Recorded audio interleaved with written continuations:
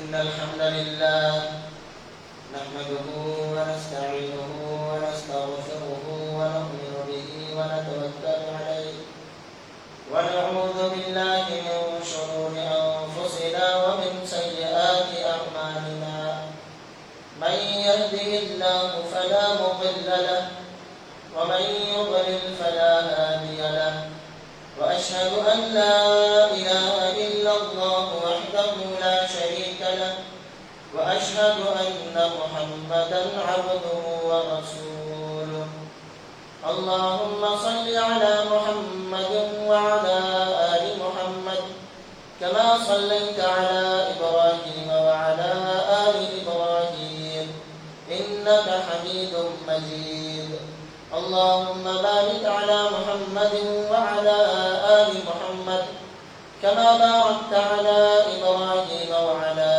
آل إبراهيم إنك حميد مجيد أعوذ بالله من الشيطان الرجيم بسم الله الرحمن الرحيم يا أيها الذين آمنوا اتقوا الله حق تقاته ولا تموتن إلا وأنتم مسلمون يا أيها الناس اتقوا ربكم الذي خلقكم من نفس واحدة وخلق منها زوجها وبث منهما رجالا كثيرا ونساء واتقوا الله الذي تساءلون به والأرحام إن الله كان عليكم رقيبا يا أيها الذين آمنوا اتقوا الله وقولوا قولا سديدا يصلح لكم أعمالكم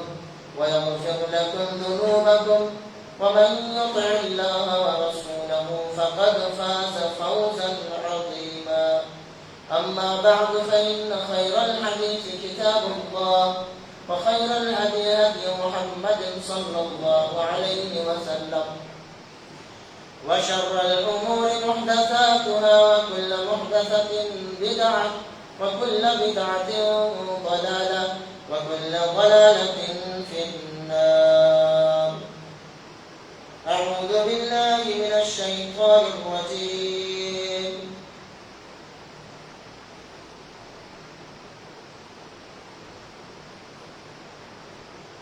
وإلى مدين أخاهم شعيبا قال يا قوم اعبدوا الله ما لكم من إله غيره قد جاءتكم بينة من ربكم فأوفوا الكيل والميزان ولا تبخسوا الناس أشياءهم ولا تفسدوا في الأرض بعد إصلاحها ذلكم خير لكم إن كنتم مؤمنين وقال النبي صلى الله عليه وسلم الدين النصيحة قلنا يا رسول الله قلنا لمن يا رسول الله قال لله وكتابه ورسوله ولأئمة المسلمين وعامتهم رواه مسلم محترم حاضرین جمع ہر قسم کی تعریف و توصیف اس وحدہ لا شریک خالق کائنات مالک ارض و سما کے لیے لائق و زیبا ہے جو احکم الحاکمین قادر مطلق اور علی کل شیء قدیر ہے جو ہر چیز کا مالک ہے ہر چیز کا اختیار جس کے ہاتھ میں ہے جو مختار کل ہے یعنی بیماری شفا حیات اور موت عزت و ترقی ساری چیزیں اسی کے ہاتھ میں بعدہ کروڑوں درود و سلام کی ڈالیاں نچھاور ہوں تمام انبیاء کرام پر خصوصاً آخری نبی تاجدار مدینہ احمد مجتبیٰ محمد مصطفیٰ صلی اللہ علیہ وسلم محترم حضرات خطبہ مسنونہ کے بعد سورۃ الاعراف کی ایک آیت کریمہ تلاوت کی گئی ہے جس کے اندر اللہ رب العالمین نے حضرت شعیب علیہ السلام کا ذکر کیا ہے اس آیت کریمہ کے اندر حضرت شعیب علیہ السلام نے اپنی قوم کو تفصیل کے ساتھ بہت ساری باتوں کا حکم دیا اور بہت ساری چیزوں سے روکا اور اس کے اخیر میں اللہ رب العالمین نے حضرت شعیب علیہ السلام کا ایک قول نقل کیا ہے کہ وَنَصَحْتُ لَكُمْ، اور میں نے تمہیں نصیحت کر دی. نصیحت یعنی تمہاری خیر خواہی کر دی، تمہاری بھلائی کی بات میں نے کر دی.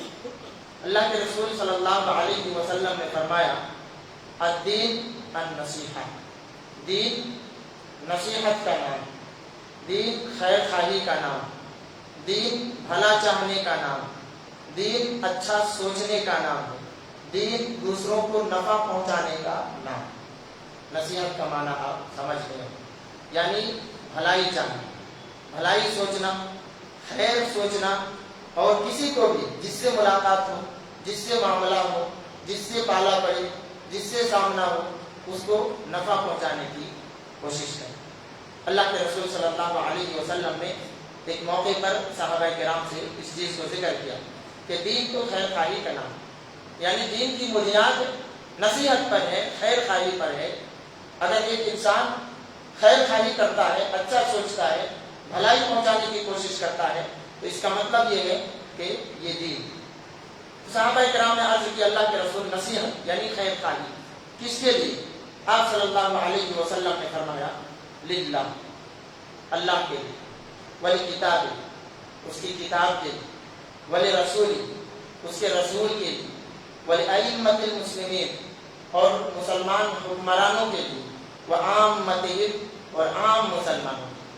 یعنی اللہ، اس کے رسول، کتاب، مسلمانوں کے جو حاکم ہیں وہ، اور عام مسلمان، ان سارے لوگوں کے لیے خیر خواہی کا نام نصیحت ہے، دین ہے، اور یہی دین نصیحت. اللہ کے لیے نصیحت، اللہ کے لیے خیر خواہی، اس کا کیا مطلب؟ اس کا مطلب یہ ہے کہ اللہ رب العالمین کو ایک سمجھنا، وحدہ لا شریک کا عقیدہ رکھنا، اللہ کے وجود اور ہستی کا عقیدہ رکھنا کہ اللہ موجود ہے، اور اس بات کا عقیدہ رکھنا کہ جتنی عبادتیں ہیں سب کا مستحق صرف اور صرف اللہ رب العالمین ہی ہے، اور اس بات کا عقیدہ رکھنا کہ اللہ رب العالمین کے ذات میں، اللہ رب العالمین کے صفات میں، اللہ رب العالمین کے افعال میں کسی کی کوئی شرکت نہیں، کسی کا کوئی حصہ نہیں ہے، اور کوئی بھی اللہ رب العالمین کا شریک نہیں ہے. یہ اللہ رب العالمین کے لیے نصیب ہے. عبادت چاہے کوئی بھی ہو، صرف نماز ہی نہیں بلکہ ہر وہ چیز جس سے اللہ رب العالمین خوش ہوتا ہے، وہ صرف اور صرف کس لیے کرنا؟ صرف اللہ رب العالمین کو راضی کرنے کے لیے کرنا. یہ نصیحت. اللہ کے ساتھ کسی کو شریک نہ کرنا، اللہ کے ساتھ میں صفات میں جو صرف اور صرف اللہ رب العالمین اس کا حقدار ہے، سمیع ہے، بصیر ہے، علی کل شیء قدیر ہے، بیماری کو شفا دینے والا، بے اولاد کو اولاد دینے والا، محروم کو دولت سے نوازنے والا، امیر کو غریب کرنے والا، اور غریب کو امیر کرنے والا. یہ صرف اور صرف اللہ ہے. اس بات کا عقیدہ دل کے اندر رکھنا، یہ اللہ رب العالمین کے لیے نصیحت. ولی کتاب، ولی رسول، رسول کے لیے نصیحت. رسول کے لیے نصیحت، اس کا معنی یہ ہے کہ رسول کو رسول ماننا، یعنی سچا ماننا، اور یہ ماننا کہ اللہ رب العالمین کی طرف سے جتنی باتیں رسول صلی اللہ علیہ وسلم کے پاس آئیں، ان تمام باتوں کو رسول صلی اللہ علیہ وسلم نے بغیر کسی کمی اور بیشی کے اپنی امت تک پہنچا دیا. رسول کے لیے نصیحت، رسول کے لیے خیر خواہی، اس کا مطلب یہ ہے کہ رسول صلی اللہ علیہ وسلم سے محبت کرنا، آپ کی اتباع کرنا، آپ کی تابع داری کرنا، آپ نے جو شریعت دی ہے، آپ نے جو طریقہ دیا ہے، آپ نے جو اسوہ دیا ہے، آپ نے جو زندگی گزارنے کا راستہ بتایا ہے، اسی پر چلنا، اور اس کے علاوہ دوسرا کوئی راستہ اختیار نہیں. اس کے اندر نئی چیزیں نہ لانا، اس کے اندر غلط چیزوں کو شامل نہ کرنا، یہ رسول صلی اللہ علیہ وسلم کے لیے نصیحت ہے. یہ رسول صلی اللہ علیہ وسلم سے محبت اور اللہ کے رسول صلی اللہ علیہ وسلم سے نصیحت یہ ہے کہ انسان اپنے عقیدے کو، اپنے ایمان کو اتنا زیادہ مضبوط کر لے کہ وہ کہنے لگے کہ میں صرف اسی بات کو مانوں گا جس پر اللہ کے رسول صلی اللہ علیہ وسلم کی مہر ہے. اللہ کے رسول صلی اللہ علیہ وسلم کی مہر نہیں ہوگی جس پر، ہم اس کو قطعی نہیں مانیں گے، بلکہ ہم اس بات کو دیوار پر بھی ماننے کے لیے تیار ہیں۔ یہ رسول صلی اللہ علیہ وسلم کے لیے نصیحت، ولی کتاب، اور کتاب کے لیے نصیحت۔ کتاب کے لیے نصیحت کا معنی یہ ہے کہ جو کتاب ہمارے پاس ہے، جو قرآن کریم کی شکل میں ہمارے پاس اللہ رب العالمین کا پیغام ہے، یہ بالکل سچا ہے، اور اللہ رب العالمین نے جتنی باتوں کا اس میں حکم دیا ہے وہ ساری باتیں سچی ہیں، اور جتنی باتوں سے اللہ رب العالمین نے روکا ہے وہ تمام باتیں سچی ہیں۔ یعنی مکمل اس کتاب کو اپنا لائحہ عمل بنانا، دستور بنانا، اور اسی کے مطابق زندگی گزارنا،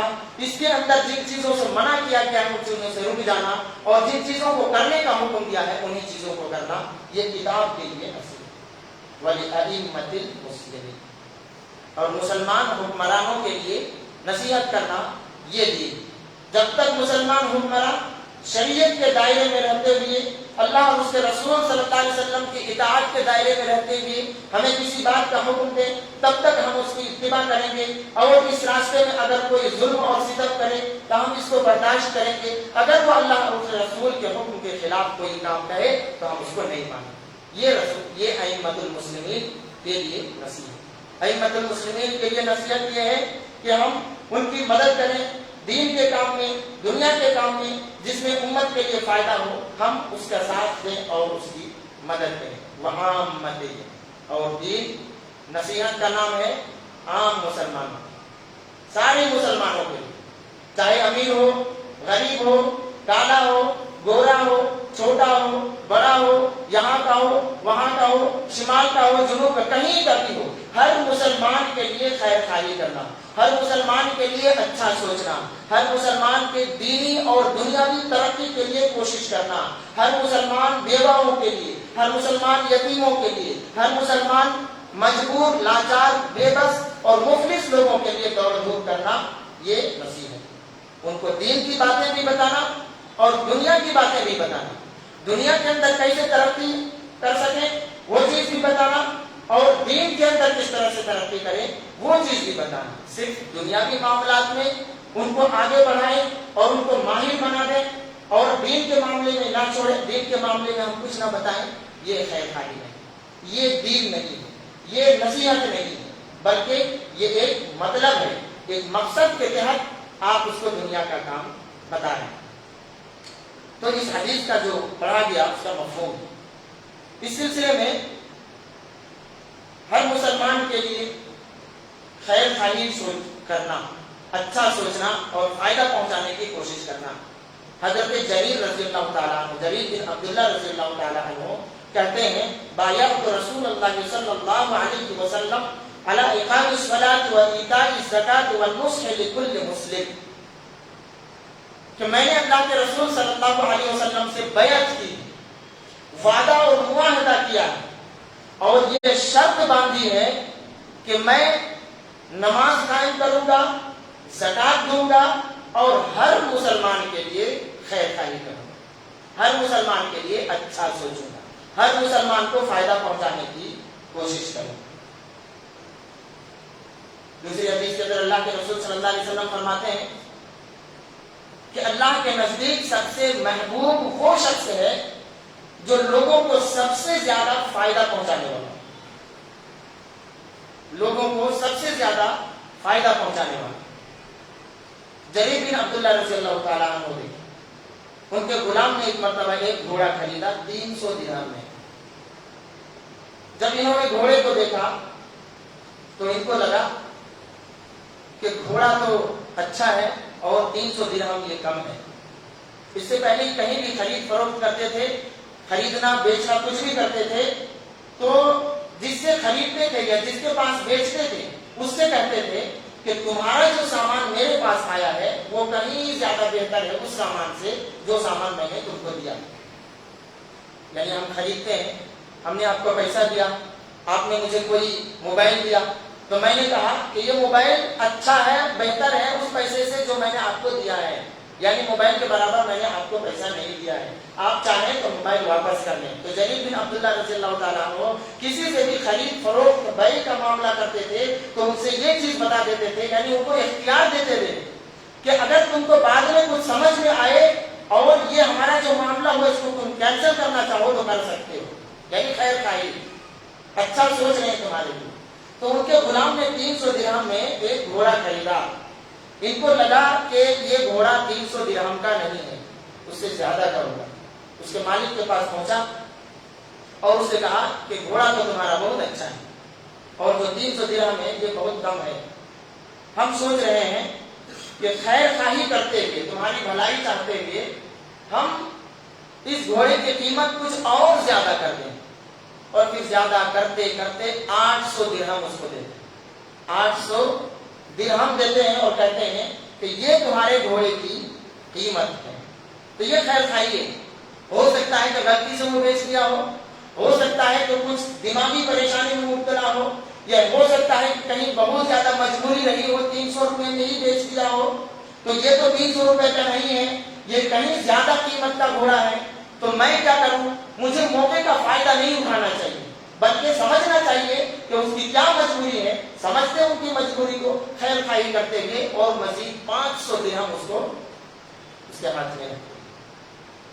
اسی لیے اللہ کے رسول صلی اللہ علیہ وسلم فرماتے ہیں لا یؤمن احدکم حتی یحب لاخیہ ما یحب لنفسہ، کہ تم میں سے کوئی شخص اس وقت تک مومن نہیں ہو سکتا جب تک کہ وہ اپنے بھائی کے لیے وہی چیز پسند کرتا ہو جو چیز اپنے لیے پسند کرتا ہو۔ ہم سمجھتے ہیں ہمیں کوئی نقصان نہ ہو، ہم سمجھتے ہیں ہمیں کوئی دھوکہ نہ دے، ہم سمجھتے ہیں ہمیں کوئی تکلیف نہ پہنچے، ہم سمجھتے ہیں ہمیں کوئی حادثہ نہ ہو۔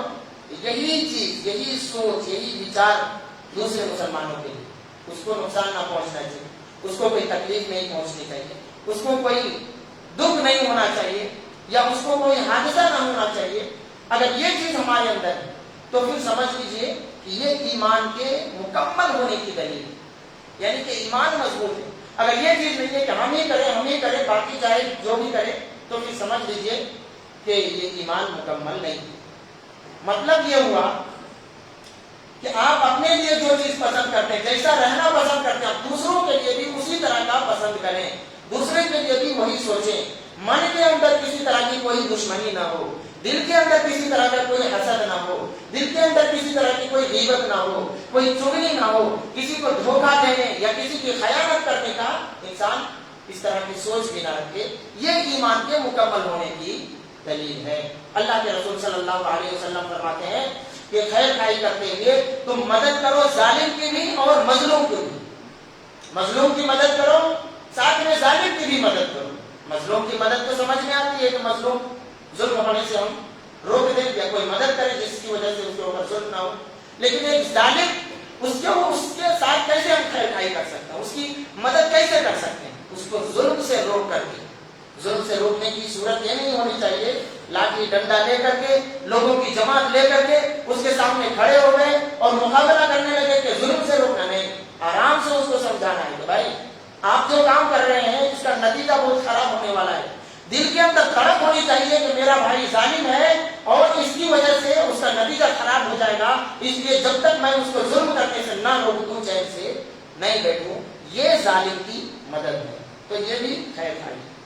اللہ کے رسول صلی اللہ علیہ وسلم کا مسلمان وہ ہے جو ایک مسلمان کا بھائی، المسلم اخو المسلم، ایک مسلم دوسرے مسلم کا بھائی ہے، اس کے اوپر وہ ظلم نہیں کر سکتا اور نہ ہی اس کو کسی دشمن کے حوالے کر سکتا ہے۔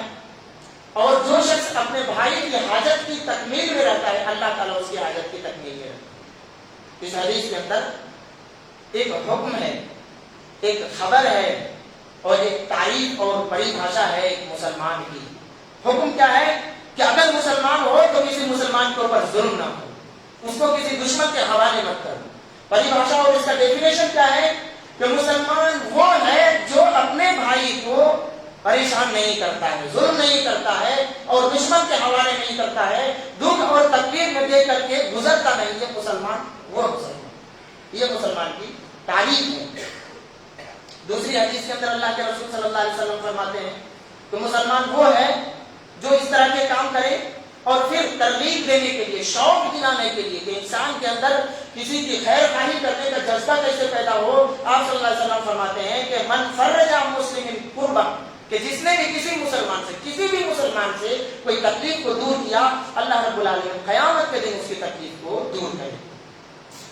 ایک دوسری حدیث کے اندر اللہ کے رسول صلی اللہ علیہ وسلم المؤمن مرآۃ المؤمن، مومن مومن کا آئینہ ہے، مومن مومن کا آئینہ ہے۔ آئینے کے سامنے ہم جاتے ہیں، ہمیں سمجھ میں آتا ہے کہ ہمارا چہرہ کیسا ہے، چہرے میں کوئی دھول پڑا ہے، کوئی گندگی ہے، یا بال ادھر ادھر بکھرے ہوئے ہیں، تو آئینہ ہمیں بتاتا ہے، مرر آئینہ ہمیں بتاتا ہے، لیکن آئینہ جھگڑا نہیں کرتا کہ چل ہٹ میرے سامنے سے، منہ گندا لے کر کے میرے سامنے آ کے نہیں کرتا۔ جو شکل ہے آپ کی وہی شکل دکھاتا ہے، اور اپنی جگہ سے ہلتا ڈلتا کچھ نہیں ہے۔ تو ایک مومن کو دوسرے مومن کا آئینہ اسی طرح سے ہونا چاہیے کہ اگر کسی کے اندر کوئی خامی ہے، کوئی خرابی ہے، تو آپ بتا دیں کہ بھائی آپ کے اندر یہ خامی ہے، آپ اس کو چھوڑ دیں، بہتر ہوگا۔ میرا کہ آپ آئینہ ہے نا، اگر آئینہ نہیں ہے تو پھر اس کا مطلب یہ ہے کہ آپ مومن ہیں۔ المؤمن مرآۃ المؤمن، مومن مومن کا آئینہ ہے، جو مومن کے اندر کی عیب کو تو دیکھتا ہے اور اس کے اندر خرابی کو تو دیکھتا ہے، لیکن اسے بے عزت نہیں کرتا، اسے ذلیل نہیں کرتا، اسے ڈانٹتا نہیں، پھٹکارتا نہیں، حقیر نہیں سمجھتا ہے، بلکہ اس طریقے سے سمجھاتا ہے کہ وہ مومن سمجھ جاتا ہے۔ ظاہر سی بات ہے، اس طرح سے اگر آپ سمجھائیں گے تو پھر سمجھ جائے گا، کوئی بھی انسان سمجھ جائے۔ لیکن آپ اگر کسی کو اس طرح سے سمجھائیں گے کہ یہ کام تم کو نہیں کرنا چاہیے، کیوں کرتا ہے، تو پھر وہ کام اور زیادہ کرے گا، کیونکہ آپ سے کوئی ڈرتا نہیں ہے، یہاں پر کوئی کسی سے ڈرتا نہیں ہے۔ پیار کی بولی بولیں گے تو ہر شخص سمجھ جائے گا، اور اگر نفرت کی بولی بولیں گے ایک بچہ بھی آپ کو جواب دینے کے لیے تیار ہو جائے۔ تو مومن کا آئینہ ہے، یکف عنہ ضیعتہ، اس کی تکلیف کو دور کرتا ہے۔ آئینہ دیکھے تو ہم نے دور کر دیا اپنے، اس کا مطلب یہ ہے کہ اس آئینے نے دور کیا، ہم نے نہیں، کیونکہ آئینے نے دکھایا تب ہم نے دور کیا۔ وَيَقُودُهُ مِنْ وَرَائِهِ، اور مومن اس کے عیب کو اس کے پیچھے سے یا یہ ہے کہ اس کی اصلاح کرتا ہے۔ تو مومن کو مومن کا آئینہ ہونا چاہیے۔ میرے بھائی اور دوستو، ہر انسان کے ساتھ خیر خواہی ضروری ہے، خیر خواہی یعنی نصیحت، اچھا سوچنا ہر انسان کے ساتھ ضروری ہے، لیکن کچھ انسان ایسے ہیں کہ ان کے ساتھ ضروری سے بھی زیادہ ہو جاتا ہے، یعنی کرنا ہی پڑے گا آپ کو خیر خواہی ان کے ساتھ۔ راستے میں ملے خیر خواہی کیے نہیں کیے، لیکن ایک دوسرا انسان ہے کہ آپ کو اس کی خیر خواہی کرنی ہی پڑے گی، وہ کون ہے؟ اللہ رب العالمین نے قرآن کریم کے اندر فرمایا ماں باپ کی خدمت، پھر رشتہ دار کی مدد، اس کے بعد پھر ایک ذکر کیا الجار، پڑوسی، ہمسایہ۔ ہمسایہ وہ دو آدمی جو ایک ساتھ ایک ہی جگہ میں رہتے ہوں، بستے ہوں، ان کی ملاقات ہوتی رہتی ہے، ان کے لیے نصیحت کریں، ان کے لیے خیر خواہی کریں، ان کی اچھائی سوچیں اور ان کو تکلیف سے بچانے کی کوشش کریں اور نفع پہنچانے کی کوشش کریں۔ اسلام نے اس بات کا بہت تاکید کے ساتھ حکم دیا ہے، یا جو بھی مذہب ہے اگر اس کے اندر کچھ سچائی ہے تو ضرور اس بات کا حکم دے گا کہ دو لوگ آپس میں جو پڑوسی ہیں ان کو لڑنا نہیں چاہیے، دونوں کو آپس میں ایک دوسرے کا خیر خواہ بننا چاہیے۔ کیوں؟ دو پڑوسی آپس میں رہتے ہیں، دو لوگ آپس میں ایک جگہ رہتے ہیں، ایک انسان کو اگر کوئی تکلیف پہنچتی ہے تو سب سے پہلے معلوم کس کو ہوگا اور سب سے پہلے پہنچے گا کون؟ وہی جو اس کے پڑوس میں رہتا ہے اسی کو معلوم ہو، اور پہنچے گا وہی جو اس کے پڑوس میں رہتا ہے۔ کیوں؟ اس لیے کہ سب سے زیادہ قریب ہے۔ لیکن اگر آپس کا ریلیشن اچھا نہیں ہے، رشتہ اچھا نہیں ہے، سمبند اچھا نہیں ہے، تو پہنچنا تو دور کی بات، اس کو معلوم ہی نہیں پڑے۔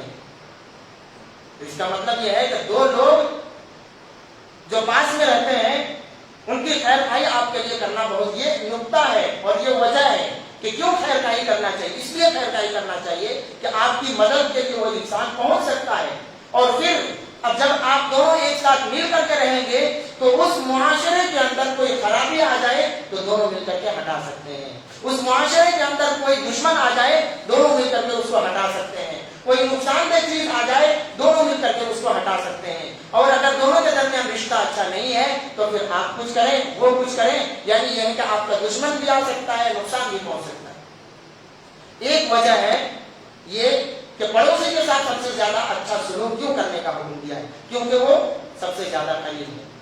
دوسری وجہ یہ ہے کہ آپ کو سب سے زیادہ نقصان اسی سے پہنچ سکتا ہے جو آپ کا پڑوس میں رہتا ہے. اگر رشتہ اچھا نہیں ہے تو سب سے زیادہ آپ کو وہی نقصان پہنچائے. ڈر ہے. اب کہیں بھی جا کر کے سکون اور چین کا سانس نہیں لے سکتے. کیوں؟ آپ کے پڑوس میں آپ کا دشمن ہے. اس لیے پڑوسی کے ساتھ خیر خائی کریں گے, اس کی اچھائی سوچیں گے اور اس کے لیے بھلائی کرنے کی کوشش کریں گے, تو پھر دونوں کی زندگی خوشگوار گزر سکتی ہے. دونوں میں سے کوئی محتاج ہو سکتا ہے, دوسرے کو چاہیے کہ اس کی محتاجگی کو دور کرے. دونوں میں سے کوئی بیمار ہو سکتا ہے, دوسرے کو چاہیے کہ اس کی بیمار پرسی کرے. دونوں میں سے کوئی کسی پریشانی میں مبتلا ہو سکتا ہے, دوسرے کو چاہیے کہ اس کی پریشانی کو دور کرے. ہر انسان اس دنیا میں الگ الگ ہے, مختلف ہے, رنگ کے اعتبار سے, شکل کے اعتبار سے, لمبائی چوڑائی کے اعتبار سے, جگہ میں رہن سہن کے اعتبار سے, مال اور دولت کے اعتبار سے بہت زیادہ الگ ہے, بہت زیادہ مختلف ہے. لیکن جتنا زیادہ الگ ہے, جتنا زیادہ مختلف ہے, اس سے کہیں زیادہ انسان کو آپس میں روحانی, اخلاقی اور جسمانی اعتبار سے ملنا چاہیے. روحانی اعتبار سے اتنا زیادہ نزدیک آنا چاہیے جتنا انسان مادی اعتبار سے دور ہوتا ہے یا مختلف ہوتا ہے. محترم حضرات, تو یہ وجوہات ہیں. ایک شخص نے اللہ کے رسول صلی اللہ علیہ وسلم کے پاس آ کر کے شکایت کی, اللہ کے رسول اننی جارن یؤذی, میرا جو پڑوسی ہے بہت تکلیف دیتا ہے, بہت ایذا دیتا ہے, پریشان کرتا ہے. اللہ کے رسول صلی اللہ علیہ وسلم نے فرمایا, جاؤ اور گھر کا پورا سامان نکال کر راستے میں پھینک دو. اپنے گھر کا سامان لا کر کے راستے میں ڈال دو. اس آدمی نے کیا کیا؟ گھر کا پورا سامان لا کر کے راستے میں رکھ دیا. اب راستے سے کوئی بھی گزرتا تھا, کیا ہوا, میرا پڑوسی بہت مجھے تکلیف کرتا ہے, اس لیے میں سامان باہر لا کے باہر ہی رہوں گا, راستے ہی میں رہوں گا. اب جو آدمی سنتا تھا وہی کرتا تھا. لعنت ہے اس کو, اللہ کی لعنت ہو, یہ عزت تباہ ہو جائے, برباد ہو جائے. پڑوسی سے اتنی دشمنی, اور اتنا پریشان کیا بیچارے کو, سامان پورا باہر نکال کر کے رکھ دیا. دوسرے وقت میں وہ آیا, بھائی آپ چلیے, آج کے بعد سے میں آپ کو کبھی بھی پریشان نہیں کروں گا, آپ چلیے اور میرے پاس میں رہیے, اس جگہ میں رہیے جہاں آپ رہتے ہیں. اس حدیث سے آپ کیا سمجھتے ہیں؟ ایک تو پریشانی دور کرنے کا حل نکل گیا. دوسری وجہ یہ سمجھتے ہیں کہ پڑوسی کو تکلیف دینا یہ ایک ایسی بات ہے کہ جو بھی سنے گا آپ کو برا بھلا کہے گا, بددعا کرے گا اور لعنت برسائے گا آپ کے اوپر. لہذا آپ اپنے پڑوسی کی خیر خائی کریں اور اس کے ساتھ اچھے ڈھنگ سے رہیں. پڑوسی اچھا ہونا چاہیے, اچھا نہ ہو. اللہ کے رسول صلی اللہ علیہ وسلم دعا کرتے تھے, اللہ برے پڑوسی سے تو ہمیں بچائے. لیکن یہاں پر ایک بات سوچنے کی ہے کہ پڑوسی صرف اچھا نہیں ہونا چاہیے بلکہ ہم کو بھی اچھا ہونا چاہیے, کیونکہ ہم بھی کسی کے پڑوسی ہیں.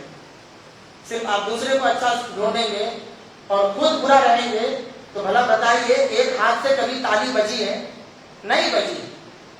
ایک ہاتھ سے تالی کبھی نہیں بجتی ہے. دونوں کو صحیح ہونا پڑے گا تب جا کر کے صحیح ہوگا.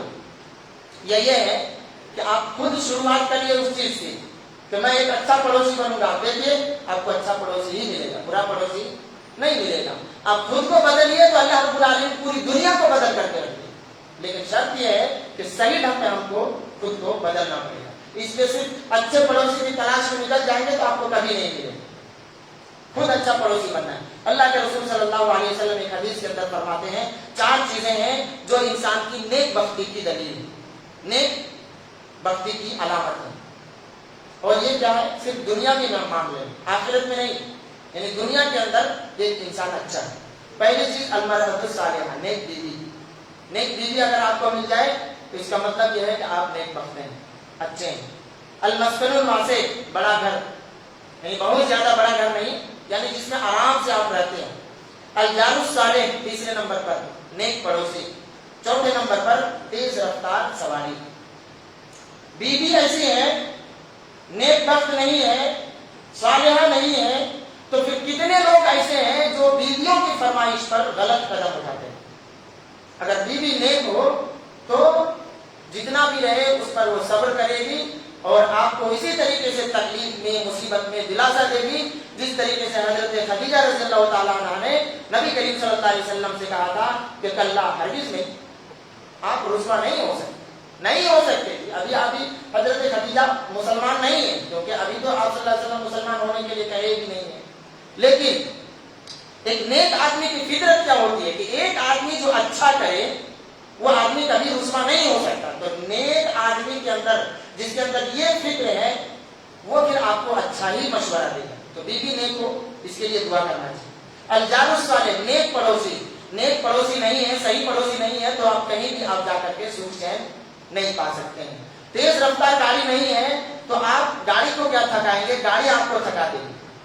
تیز رفتار وقت پر آپ جگہ نہیں پہنچ سکتے. تو یہ 4 چیزیں ایسی ہیں کہ نیک بختی کی علامت ہے، لیکن آخرت میں نہیں، صرف دنیا کے اندر. کیونکہ بیوی نیک ہونے سے شوہر نیک ہو جائے، جنت میں چلا جائے تو پھر فرعون بھی جنت میں چلا جائے گا. شوہر نیک ہونے سے بیوی چلا جائے تو لوط علیہ السلام کی بیوی جنت میں چلی جائے. یہ صرف دنیاوی معاملات کے اندر ہے. ہاں اگر دونوں نیک ہو جائیں تو پھر نور علی نور ہے، ہر جگہ آپ کامیاب ہو سکتے ہیں. اسی طریقے سے اللہ کے رسول صلی اللہ علیہ وسلم نے بہت ساری احادیثیں اس سلسلے میں آئی ہیں کہ پڑوسی کی کس طرح سے خیر خواہی کریں اور اچھا پڑوسی ہم کیسے بنیں یا دوسرے کو کیسے اچھا بنائیں. ہدیہ، تحفے، تحائف آپ دیا کریں. کوئی ضروری نہیں ہے کہ بہت قیمتی چیز ہو، معمولی سے معمولی چیز بھی آپ خوشی کے طور پر دیا کریں تو آپ کا پڑوسی اس سے خوش ہو سکتا ہے. اسی طریقے سے جو معمولی سامان ہیں، گھر دیوار کے استعمال ہونے والے، روزمرہ کی زندگی میں استعمال ہونے والے ڈیلی یوز کے جو سامان ہے، جیسے نمک ہے، مرچ ہے، پیاز ہے، لہسن ہے، یا چمچ ہے، یا پتیلی ہے، پلیٹ ہے، یا کوئی بھی چیز ہے، اگر آپ کا پڑوسی مانگنے کے لیے آتا ہے تو آپ اس کو فوراً دے دیا کریں. کیونکہ ہے تو چھوٹی چیز، آپ دے دیں گے تو کوئی نقصان نہیں ہوگا، اگر نہیں دیں گے تو بہت بڑا نقصان ہو جائے گا، یعنی بہت زیادہ تکلیف ہوگی. اسی طریقے سے اگر آپ کا پڑوسی کچھ آرام اور سکون کی فرمائش کرتا ہے یا یہ کہ کچھ آپ سے کہتا ہے، آپ کی دیوار میں کوئی ہول کرنا چاہتا ہے یا کوئی چھوٹا سا اسکرو ڈالنا چاہتا ہے تو آپ اس کی یعنی چھوٹی موٹی کاموں کے لیے، چھوٹے موٹے کاموں کے لیے آپ اس کا ساتھ دیں اور اس طریقے سے خیر خواہی کریں. یہ کچھ باتیں تھیں نصیحت کے لیے کہ نصیحت کس کو کہتے ہیں، خیر خواہی کس کو کہتے ہیں، اور خیر خواہی ہر ایک انسان کے ساتھ کرنا چاہیے. اللہ رب العالمین سے دعا اللہ تعالیٰ کی باتوں کو صحیح ڈھنگ سے سمجھنے اور اس پر عمل کرنے کی توفیق عطا فرمائے.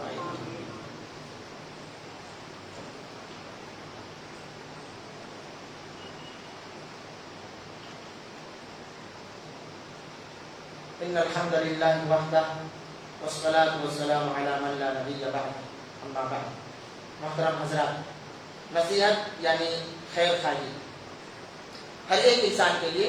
پڑوسی زیادہ قریبی ہے اس لیے اس کے بارے میں زیادہ باتیں ہوئی، ورنہ ہر ایک انسان کے لیے جس سے آپ کی ملاقات ہو، جس سے آپ کی پہچان ہو، اور پھر پڑوسی کوئی بھی ہو، غیر ہو، اپنا ہو، کوئی بھی ہو، صرف پڑوسی ہونا چاہیے تو آپ اس کے ساتھ اچھا سلوک کریں.